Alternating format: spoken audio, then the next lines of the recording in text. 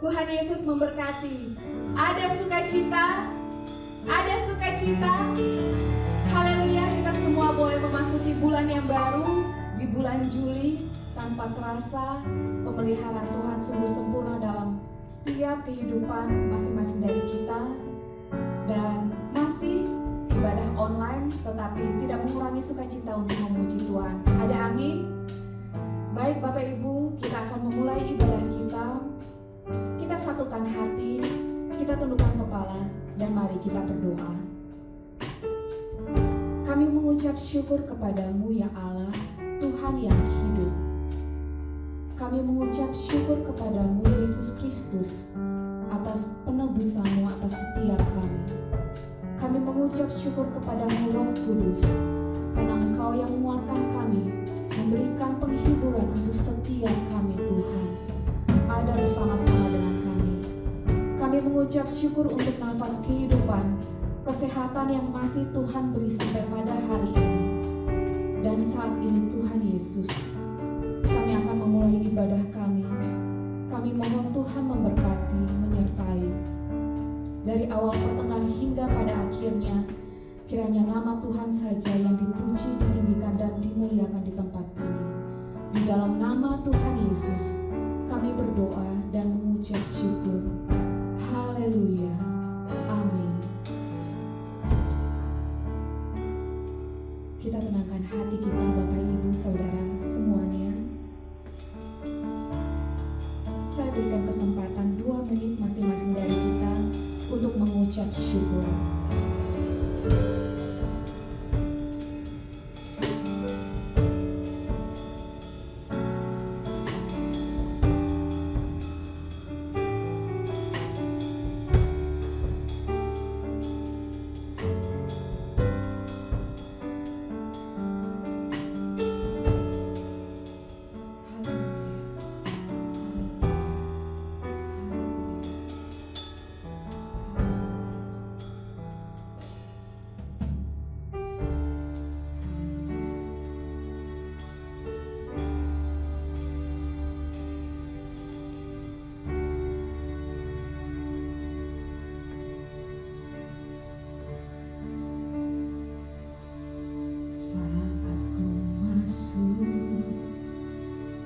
Oleh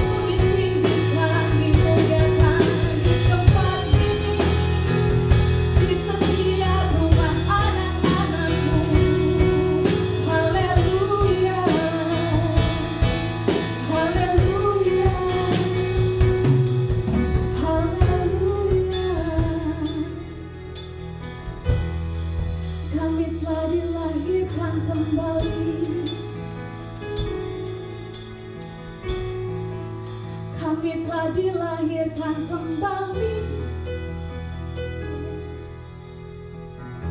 Terima kasih Tuhan, terima kasih Tuhan, karena kami berharga, karena kami berharga, Engkau bebaskan kami. Terima kasih Tuhan,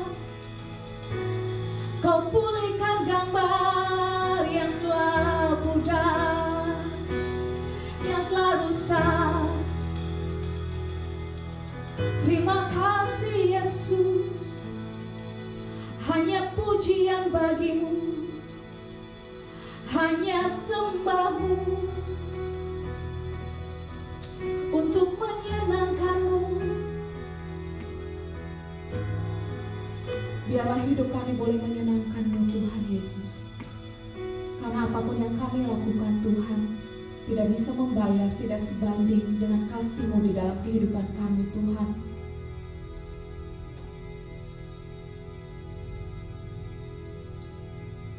Nyanyi pujian bagimu, Tuhan, pujian bagimu, Tuhan. Namamu besar dan layak dipuji.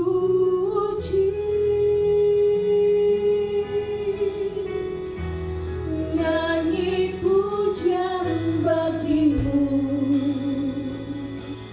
Tuhan, pujian bagimu,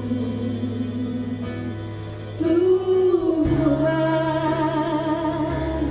Namamu besar dan layak dipuji. Nyanyi pujian baginya, mari kita semua memuji Dia.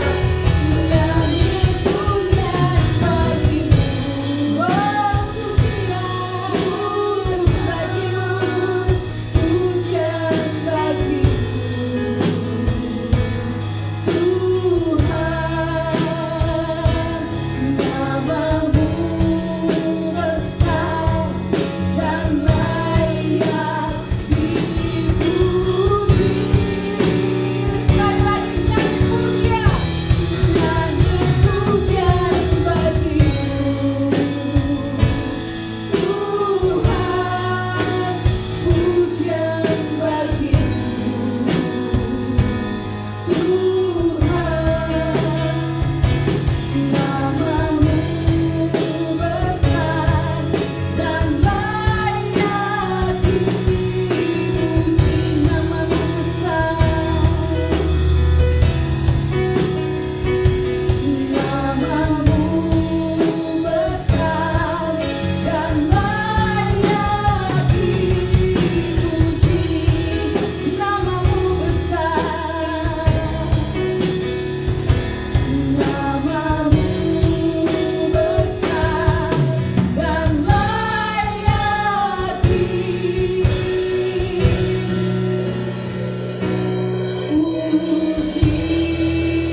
Berikan kemuliaan untuk Tuhan kita. Haleluya, haleluya. Kami bersyukur Tuhan Yesus, karena kami boleh memuji meninggikan Engkau Tuhan Yesus. Kiranya pujian penyembahan kami boleh Engkau terima Tuhan sebagai persembahan yang hidup dari kami Tuhan Yesus. Terima kasih banyak Bapa yang baik, dan tiba saatnya kami akan mendengarkan firman-Mu. Engkau rapi, Engkau berkati Tuhan hamba-Mu yang akan menyampaikan berita firman-Mu Tuhan Yesus. Terima kasih banyak Bapa yang baik, dan kami siap membuka hati kami, telinga kami, pikiran kami. Biarlah oleh kuasa Roh-Mu kami boleh dimampukan untuk memahami apa yang disampaikan oleh hamba-Mu. Haleluya. Setiap kita yang percaya boleh katakan amin. Salam saudara yang kasih dalam Tuhan. Mari kita satukan hati kita di dalam doa. Bapa Surgawi, terima kasih. Kembali pada pagi hari ini kami mau membuka hati kami untuk kebenaran firman-Mu. Bapa, meteraikan firman yang akan kami dengar ini di dalam setiap hati kami.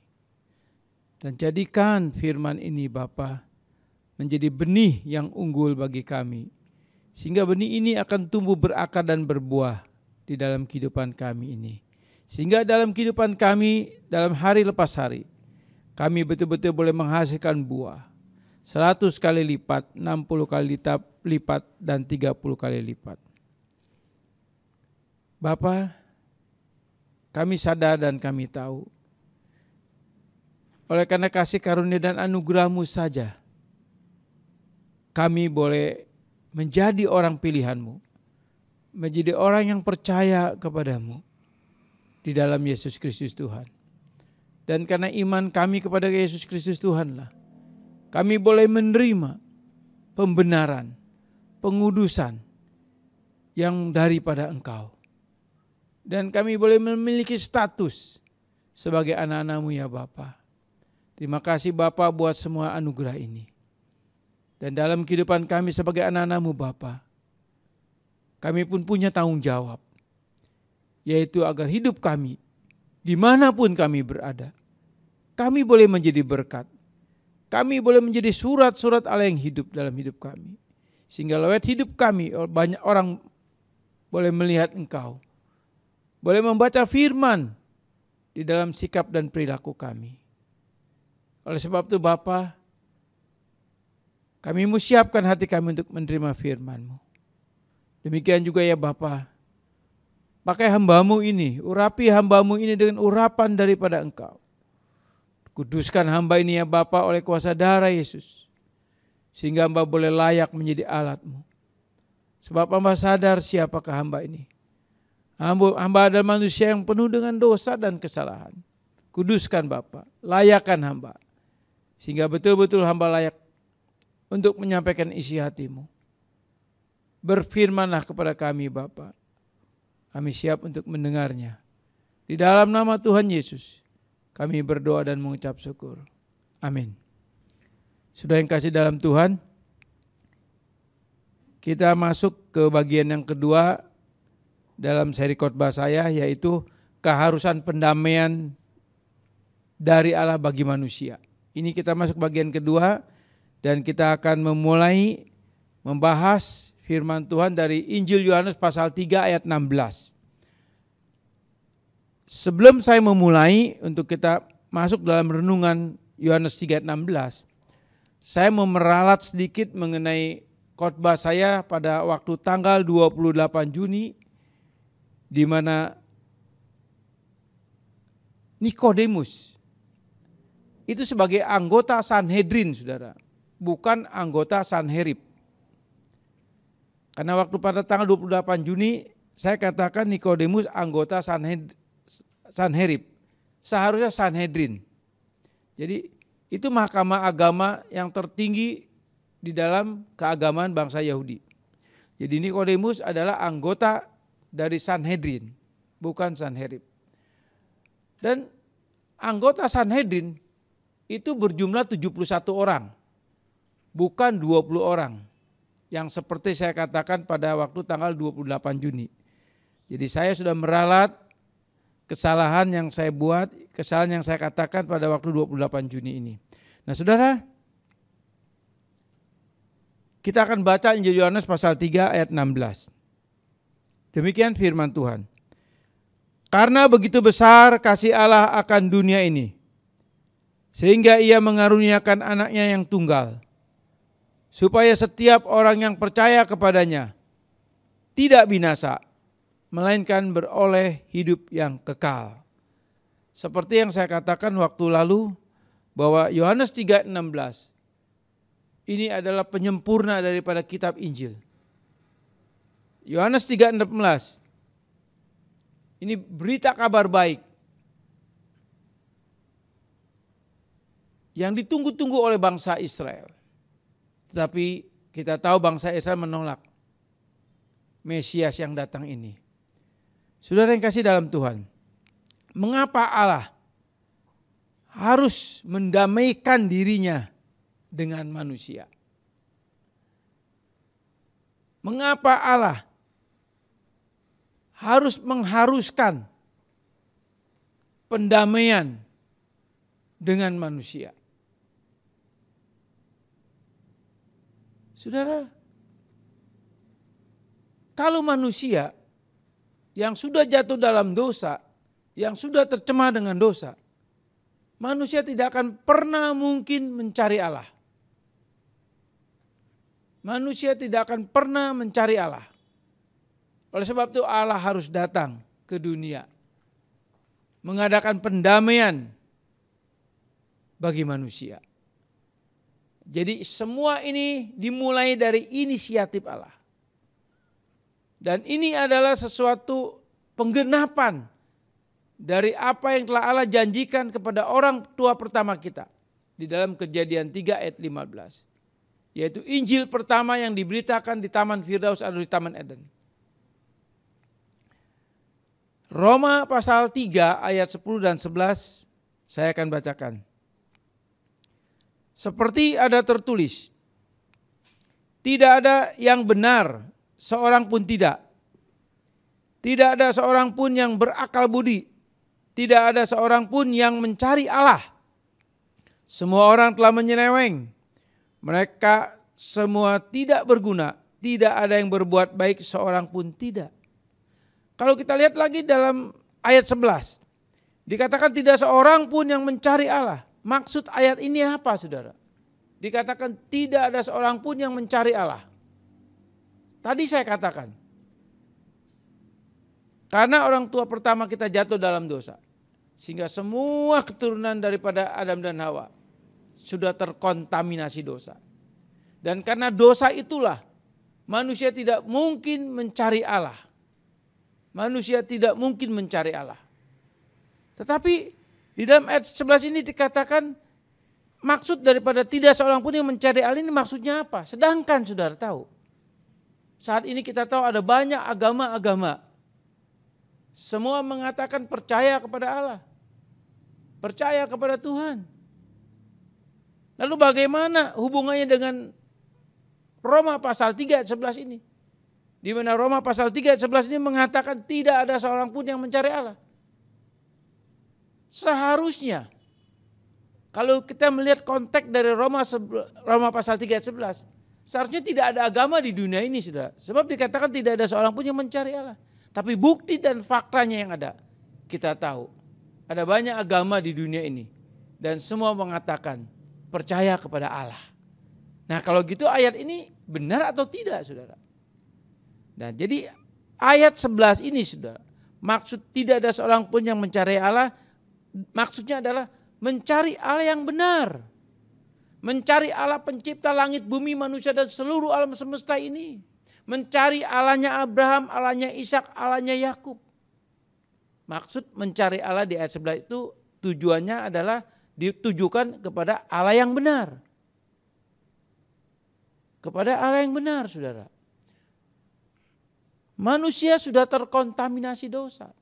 Tetapi di dalam kontaminasi dosa, manusia tetap punya natur rohani. Manusia tetap punya natur rohani. Kita akan lihat, saya akan bacakan di dalam Amsal 20 ayat 27. Amsal 20 ayat 27. Demikian firman Tuhan. Roh manusia adalah pelita Tuhan yang menyelidiki seluruh lubuk hatinya. Dikatakan roh manusia adalah pelita Tuhan. Maksud daripada roh manusia adalah pelita Tuhan, ini maksudnya adalah natur rohani manusia. Atau roh manusia. Jadi roh manusia adalah pelitanya Tuhan. Karena roh manusia itu gambar bagian, bukan intinya ya, bagian daripada gambar Allah. Dan roh manusia itu adalah kekal adanya. Roh manusia tidak akan pernah mengalami kematian. Sebagaimana Allah yang kekal itu. Tetapi kekalnya di mana, saudara? Kekekalan itu ada dua nanti. Setelah langit bumi ini berlalu, saudara. Kekekalan itu ada di dua tempat, yaitu pertama di Yerusalem baru atau di dalam neraka. Semuanya kekal, saudara.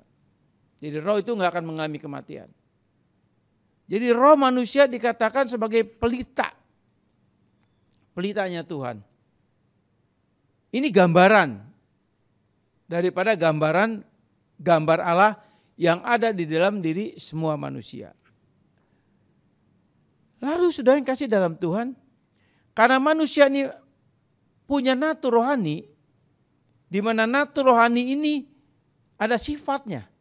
Nah, sifat rohani manusia inilah yang menyadari bahwa mereka butuh Allah.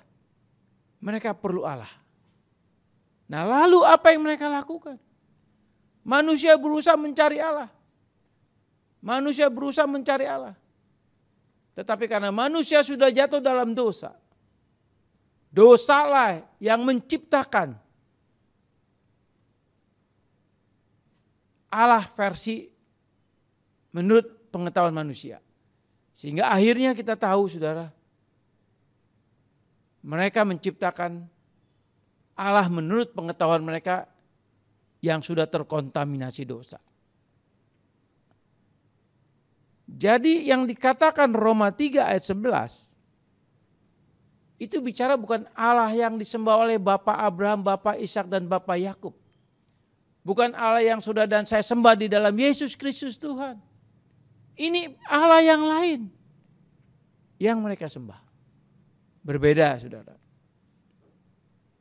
Jadi kita harus memahami Roma 3 ayat 11 ini artinya tidak seorang pun mencari Allah, yaitu mencari Allah yang benar. Dan Allah yang benar hanya bisa kita kenal di dalam Yesus Kristus Tuhan. Di luar Yesus Kristus Tuhan, manusia tidak bisa mengenal Allah yang benar.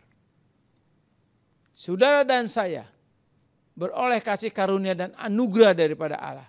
Setelah saudara dan saya dilahir barukan, otomatis saudara dan saya menerima iman.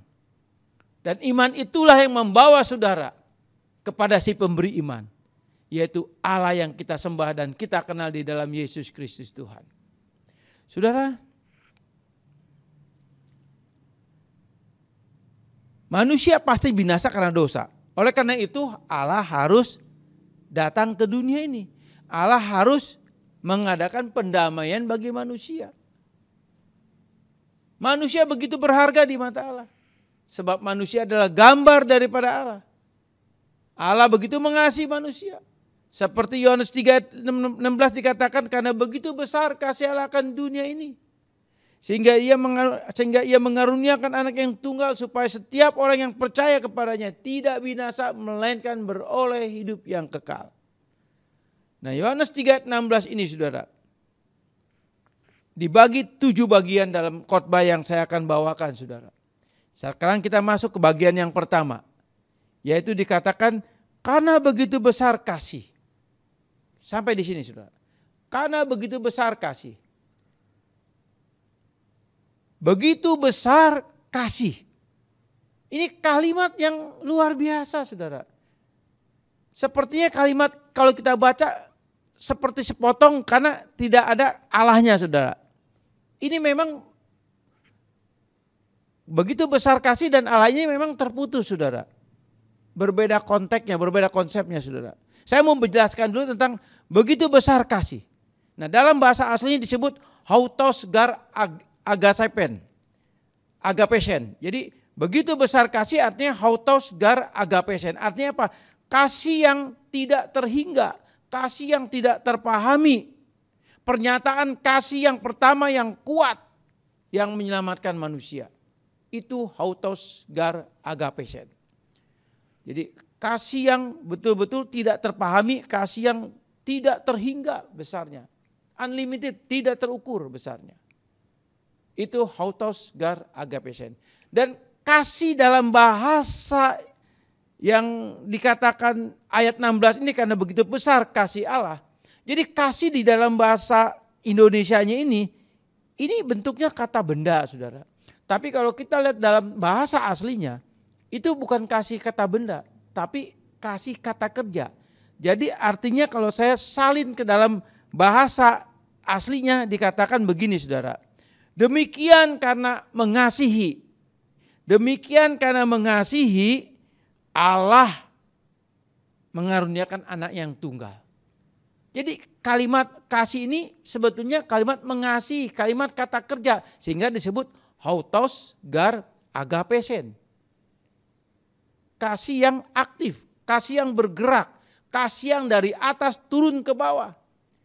Kasih yang punya kuasa yang tidak terhingga. Yang dilimpahkan kepada manusia. Kepada saudara dan saya. Kasih tanpa batas itu diberikan kepada saudara dan saya. Dan kasih tanpa batas itu saudara. Allah tidak lagi melihat ada dosa di dalam hidup saudara dan saya. Dia tidak melihat itu, saudara. Sehingga firman Tuhan katakan, Yesus Kristus mati di kayu salib ketika saudara dan saya masih dalam keadaan berdosa. Itu kasih Allah yang tidak terhingga, yang tidak terpahami. Saudara, daya kasih yang menggerakkan untuk menebus orang-orang berdosa inilah yang menggerakkan Allah untuk mau turun ke dunia ini. Yang berinisiatif di mana dia turun mengajak berdamai dengan saudara dan saya. Sehingga dikatakan seperti tema yang saya katakan bahwa keharusan pendamaian dari Allah bagi manusia. Jadi ada kalimat keharusan. Kenapa saya katakan keharusan pendamaian? Kalimat keharusan yang saya tulis di sini, yang saya jadikan sebagai tema. Ini artinya kasih Allah yang tidak bisa dibendung lagi, saudara. Kasih yang begitu kuat. Sehingga Allah mengharuskan dia datang untuk berdamai dengan manusia. Sehingga kalimat keharusan di sini yang saya tulis, saudara, adalah kalimat kasih yang begitu besar yang dimana Allah tidak bisa menahan dirinya untuk menyatakan kasihnya kepada manusia yang sudah belepotan dengan dosa. Dan ayat 16 ini ayat yang luar biasa, saudara. Saya kagum, saya bangga dengan ayat ini. Kenapa saya katakan saya kagum dan bangga dengan ayat ini dan saya bersyukur dengan ayat ini? Ini adalah gambaran daripada bukti Allah mengaruniakan anak yang tunggal. Dia berikan untuk saudara dan saya. Dan ini juga bentuk daripada menunjukkan tentang Tritunggal atau tentang Trinitas.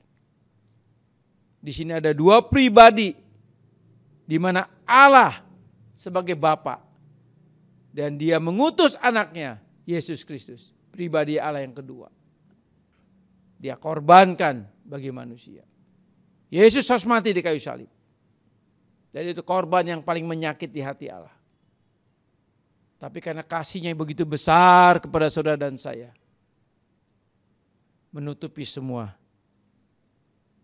dosa di pandangannya Allah.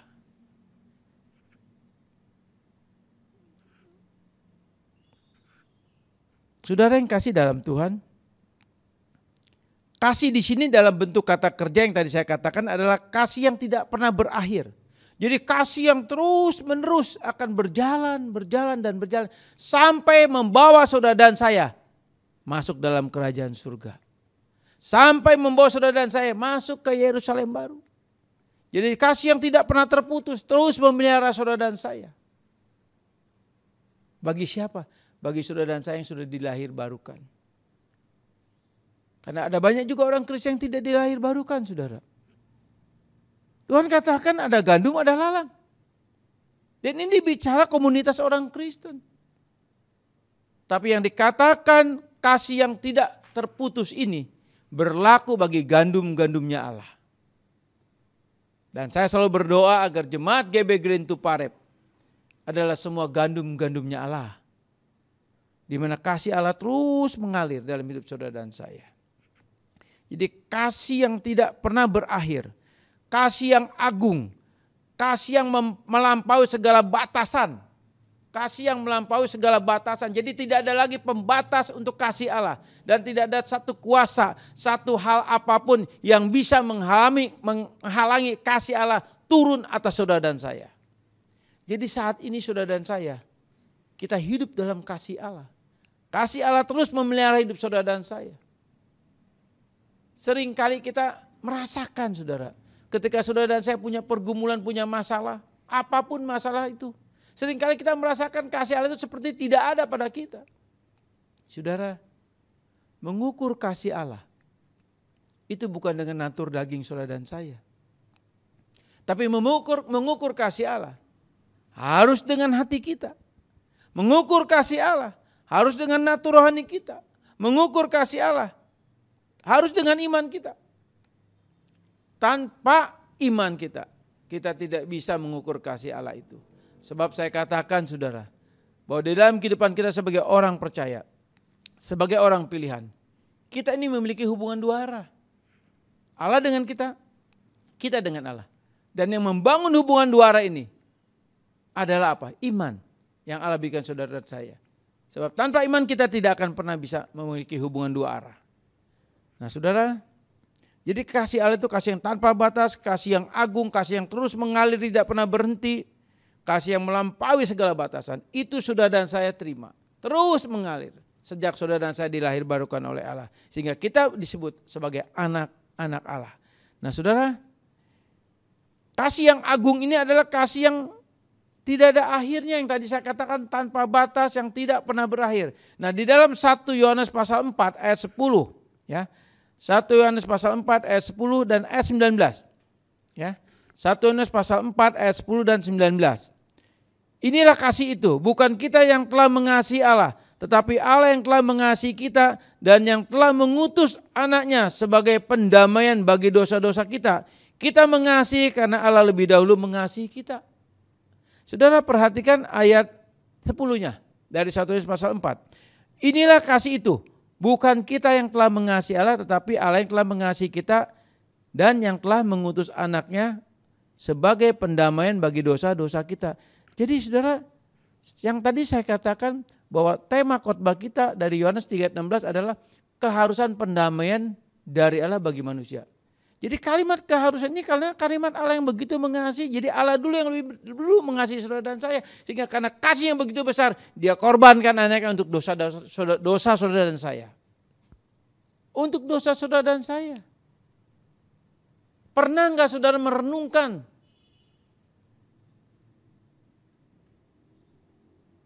bahwa saat ini saudara bukan lagi sebagai orang yang terdakwa di hadapan Allah. Bukan lagi sebagai orang yang tertuduh di hadapan Allah. Tapi saudara di hadapan Allah adalah sebagai anak-anak Allah. Jadi dosa yang ada pada saudara dan saya tidak lagi mendatangkan maut. Karena apa? Karena kasih Allah ini. Dia mengutus anak yang tunggal. Mati di kayu salib. Untuk apa? Untuk menebus dosa saudara dan saya. Sehingga maut yang diakibatkan dari dosa itu tidak ada lagi pada diri saudara dan saya. Pernah enggak saudara menentukan hal itu? Percaya enggak saudara akan hal ini? Jadi sebagai orang percaya, sebagai orang Kristen, saudara tahu, kematian itu bukan sesuatu yang menakutkan buat saudara. Kematian itu bukan sesuatu yang menakutkan bagi kita semua. Sebab apa? Sebab maut sudah Tuhan dia tanggung di atas kayu salib. Ketika kematian terjadi, sebetulnya saudara dan saya sedang menggenapi nubuatan yang Allah berikan kepada Adam dan Hawa di dalam Kejadian pada pasal 3 ayat 19. Di mana dikatakan bahwa natur daging kita harus kembali ke tanah. Natur daging kita harus menjadi tanah dan debu kembali saudara. Berarti kematian orang Kristen adalah kematian yang menggenapi firman Allah. Ketika kematian ada, saudara dan saya sudah tidak dikuasai lagi natur yang berdosa ini.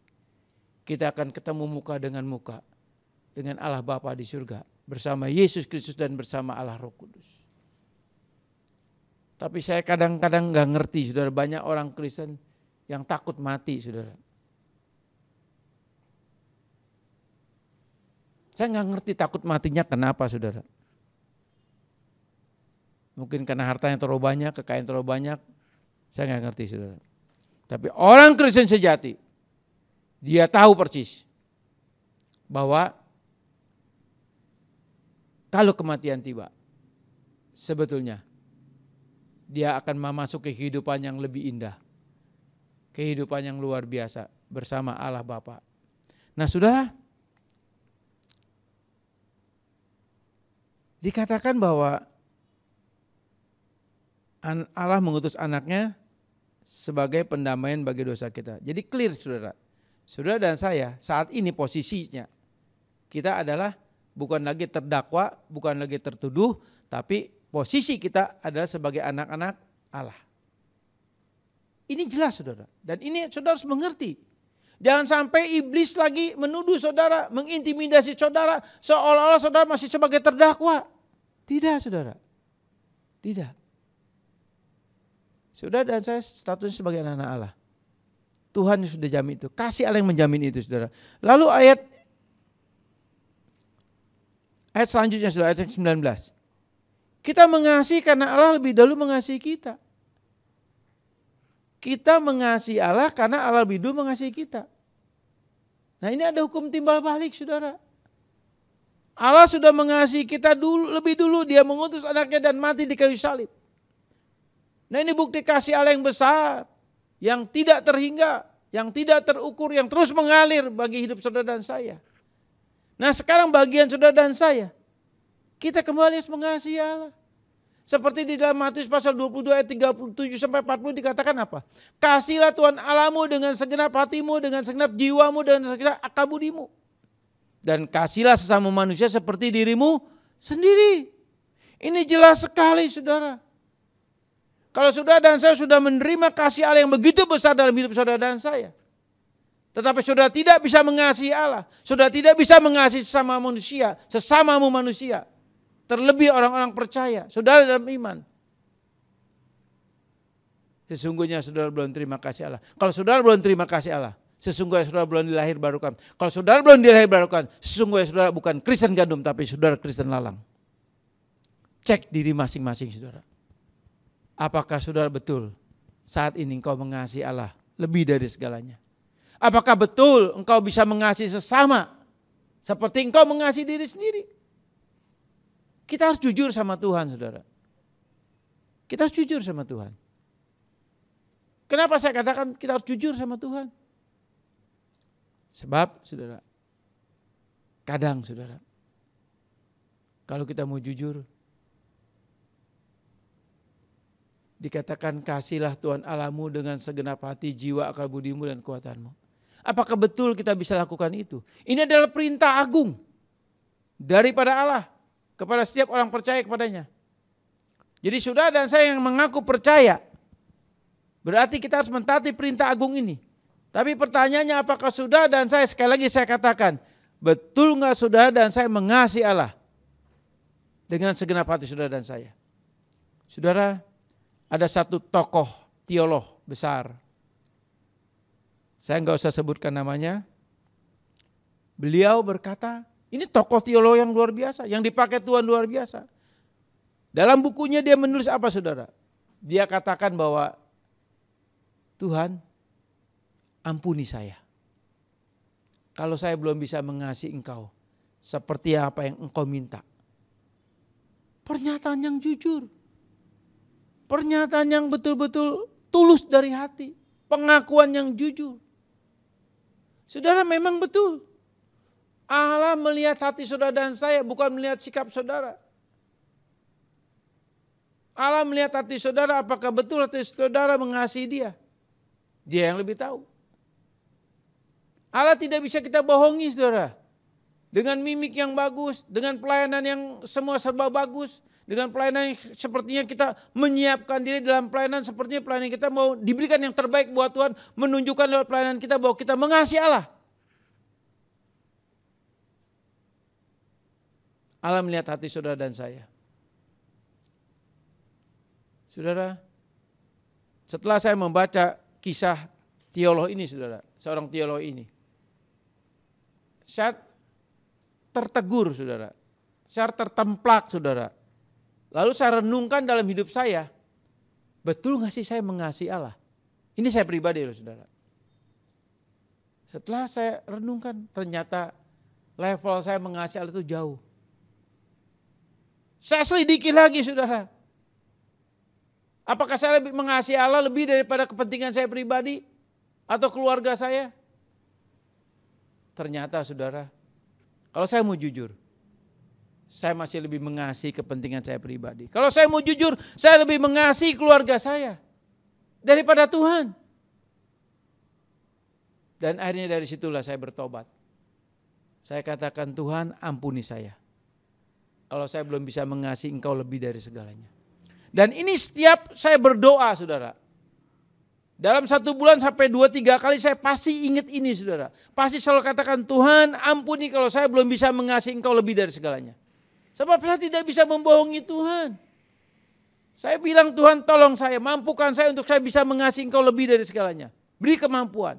Dan ini saya terus minta kepada Tuhan. Sebab jujur saya belum bisa mengasihi Tuhan lebih dari segalanya. Terus yang kedua, kasihilah sesama manusia seperti dirimu sendiri.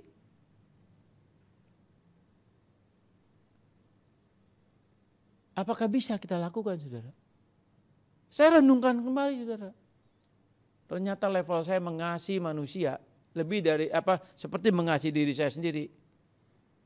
Itu nilainya cuma di bawah 40, saudara. Nilainya rendah. Ternyata saya lebih mengasihi orang yang terdekat dengan saya, dengan keluarga saya daripada orang lain, saudara. Sedangkan firman Tuhan katakan kalau kita mengasihi manusia, kita harus mengasihi sesama seperti kita mengasihi diri kita. Berarti tidak ada perbedaan, berarti level kasihnya sama, nilai kasihnya sama. Kalau saudara mengasihi keluarga saudara misalnya nilainya 90, saudara harus mengasihi sesama manusia 90. Siapapun itu. Termasuk orang yang mungkin menyakiti saudara, termasuk mungkin orang yang merugikan saudara, termasuk mungkin orang yang mendiskreditkan saudara, termasuk mungkin orang yang menggosipkan saudara, termasuk mungkin orang yang membenci saudara. Firman Tuhan katakan apa? Kita tetap harus mengasihi seperti kita mengasihi diri kita sendiri. Saudara, firman Tuhan jelas katakan, kita mengasihi Allah karena Allah lebih dahulu mengasihi kita. Jadi pribadi seorang Kristen sejati itu identik dengan kasih Allah. Sebab kasih Allah lah yang membuat saudara dan saya hubungan kita dipulihkan dengan Bapa di surga. Saudara yang kasih dalam Tuhan, mari introspeksi diri. Belajar rendah hati.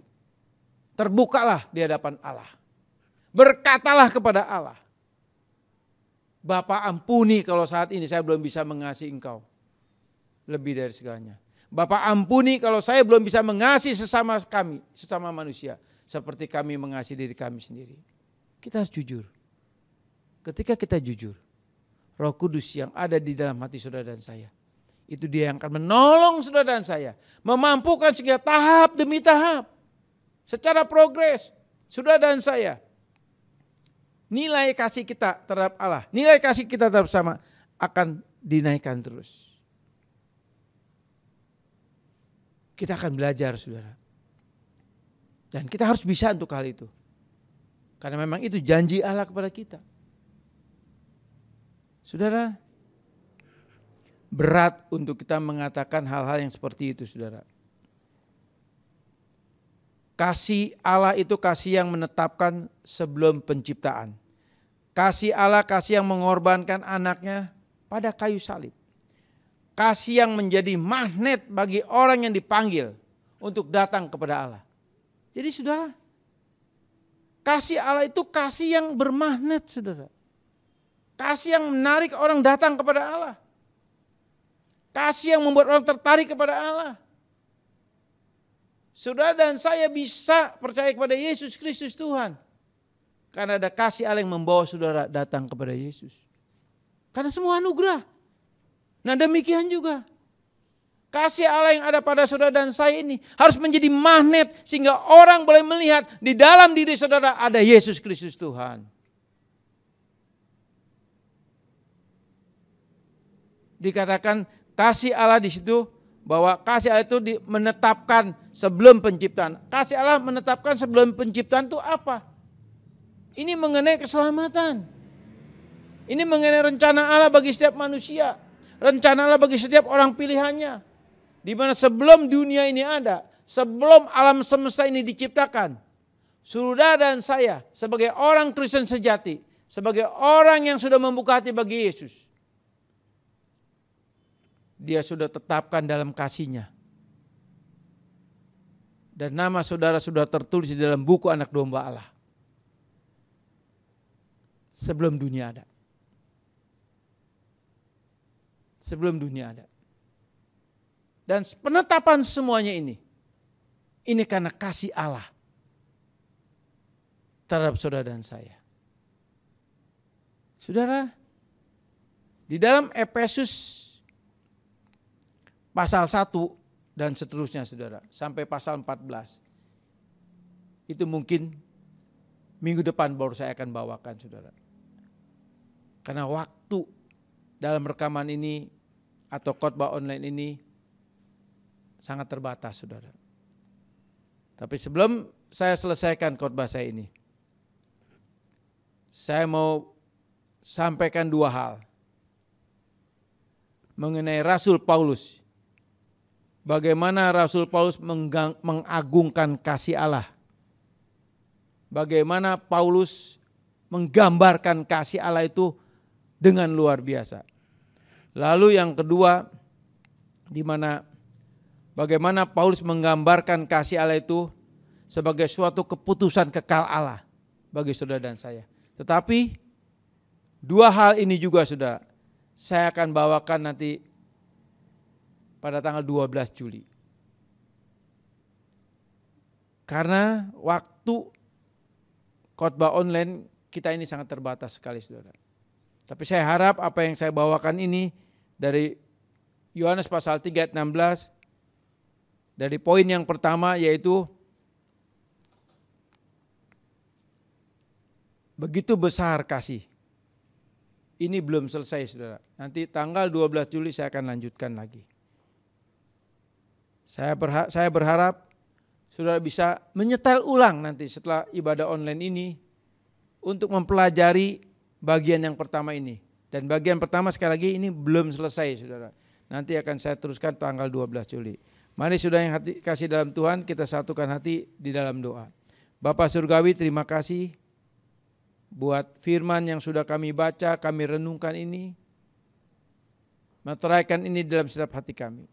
Tuliskan ini dalam hati kami, Roh Kudus. Dan Roh Kudus juga lah yang akan menyempurnakan renungan firman yang disampaikan ini di dalam setiap hati dan pikiran kami masing-masing. Sehingga kami secara pribadi boleh menangkap, mengerti tentang renungan pada pagi dan siang ini. Terima kasih Bapa buat firman-Mu. Di dalam nama Tuhan Yesus kami berdoa. Amin.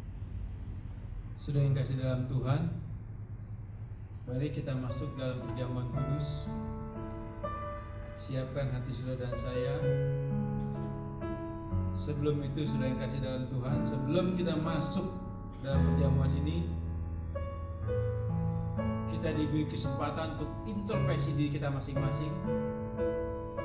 Mungkin pada hari-hari ini atau hari sebelumnya, minggu-minggu terakhir, ada banyak salah dan dosa yang sudah dan saya lakukan. Sebelum kita masuk semeja sehidangan dengan Allah, dengan Yesus, dengan Roh Kudus, kita bereskan dulu semua hal-hal yang tidak berkenan di hadapan Tuhan. Kita berdoa. Bapa, terima kasih Kau beri kesempatan di minggu yang pertama bulan Juli 2020 ini kembali kami boleh duduk semeja sehidangan dengan Engkau. Kami boleh makan roti perjamuan-Mu dan minum anggur perjamuan-Mu sebagai lambang persekutuan dengan tubuh dan darah-Mu yang kudus ya Tuhan. Tapi sebelum itu ya Bapa, kami mohon ampun akan segala dosa dan kesalahan kami, sebab kami sadar siapakah kami. Di dalam setiap kehidupan kami ini, kami mau jujur ya Bapa. Dalam hidup kami ini kami tidak lepas dari kesalahan-kesalahan dan dosa yang kami perbuat dalam hidup ini. Bahkan mungkin lebih banyak kesalahan dan dosa yang kami lakukan dalam hidup ini. Bapa, ampuni semua dosa dan kesalahan kami. Ampuni Bapa. Dan ampuni juga Bapa, kalau kami belum bisa mengasihi Engkau lebih dari segalanya. Bahkan kalau kami mau jujur, kami lebih mengasihi apa yang ada di sekitar kami, apa yang kami miliki, keluarga kami. Mungkin juga kekayaan yang kami miliki, lebih kami mengasihi kekayaan itu daripada Engkau Bapa. Dan juga ampuni Bapa kalau kami juga belum bisa mengasihi sesama kami, seperti juga kami mengasihi diri kami sendiri. Ampuni kami Bapa. Betapa banyaknya kelemahan dan salah dan dosa kami. Ampuni ya Bapa. Ampuni Bapa. Ampuni Bapa. Kalau kami belum bisa mengasihi Engkau lebih dari segalanya. Kalau kami belum bisa mengasihi sesama seperti kami mengasihi diri kami sendiri. Ampuni kami Bapa. Tolong kami Roh Kudus, agar Kau memampukan kami untuk kami menaikkan level kasih kami kepada Engkau ya Bapa. Menaikkan level kasih kami kepada sesama kami, sehingga dari hari ke hari progres kami mengasihi Engkau ya Bapa, progres kami mengasihi sesama kami akan terus bertambah dan bertambah dan bertambah. Kami percaya kami akan mampu lakukan itu, sebab kasih-Mu ya Bapa sudah ada di dalam hati kami masing-masing. Bapa, kami percaya di dalam nama Tuhan Yesus Kristus segala salah dan dosa kami sudah diampuni. Dan kami percaya saat ini di dalam nama Tuhan Yesus Kristus kami layak untuk semeja sehidangan. Kami layak untuk makan roti perjamuan-Mu. Kami layak untuk minum anggur perjamuan. Terima kasih Bapa. Terima kasih. Dalam nama Yesus kami mengucap syukur. Amin.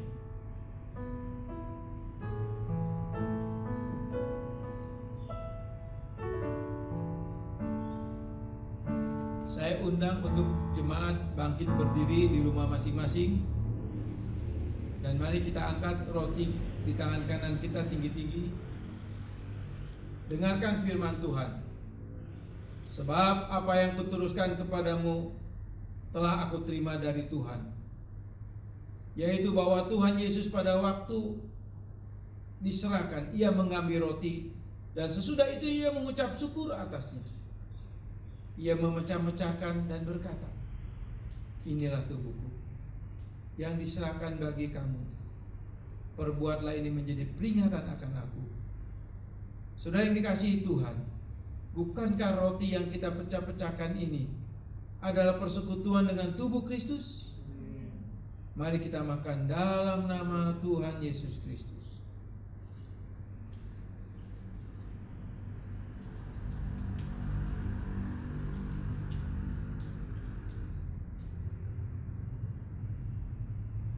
Mari kita pegang cawan dan kita angkat tinggi-tinggi di tangan kanan kita.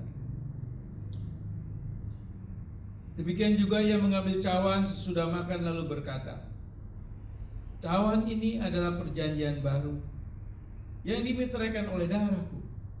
Perbuatlah ini setiap kali kamu meminumnya menjadi peringatan akan aku. Saudara-saudara yang dikasihi Tuhan, bukankah cawan yang atasnya kita mengucap syukur adalah persekutuan dengan darah Kristus? Mari kita minum dalam nama Tuhan Yesus. Haleluya. Kita satukan hati dalam doa. Bapa, terima kasih. Kami bersyukur Bapa, kami boleh terlibat makan roti perjamuan-Mu sebagai lambang persekutuan dengan Engkau ya Bapa. Kami boleh minum anggur perjamuan sebagai lambang persekutuan dengan darah Yesus. Darah perjanjian, darah yang sudah menebus dosa-dosa kami, darah yang sudah menghapus semua maut yang harusnya kami terima, dan kami boleh menerima kemenangan demi kemenangan. Bapak, terima kasih. Kami percaya Bapak, lewat perjamuan kudus ini, bukti bahwa kami adalah orang pilihan-Mu, bukti kami adalah orang Kristen sejati, bukti bahwa kami adalah warga negara kerajaan surga. Terima kasih Bapak buat semua ini. Tetapi kami juga diingatkan lewat perjamuan kudus ini untuk kami juga boleh pergi menjadikan semua bangsa murid Tuhan. Oleh sebab jadikan kami Bapak menjadi pelaku-pelaku firman, sehingga dimanapun kami berada, kami boleh menyaksikan, boleh memberitakan kabar baik ini bagi dunia yang menuju kepada kebinasan. Terima kasih Bapak. Dalam nama Yesus kami mengucap syukur. Haleluya. Amin.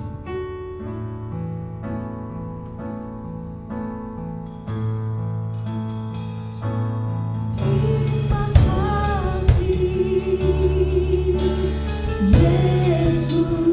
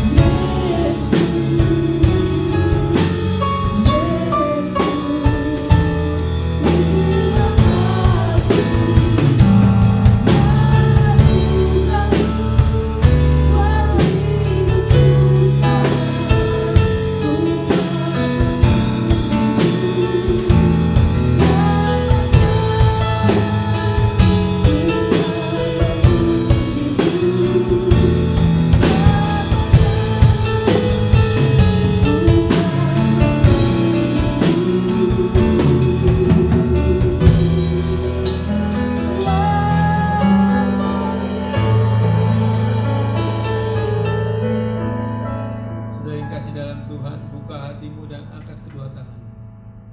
Terimalah berkat daripada Allah Bapa dan Allah Anak dan Allah Roh Kudus, yaitu di dalam kasih karunia Tuhan Yesus Kristus, hari ini sampai Tuhan datang yang kali kedua. Yang percaya katakan amin. Tuhan Yesus memberkati.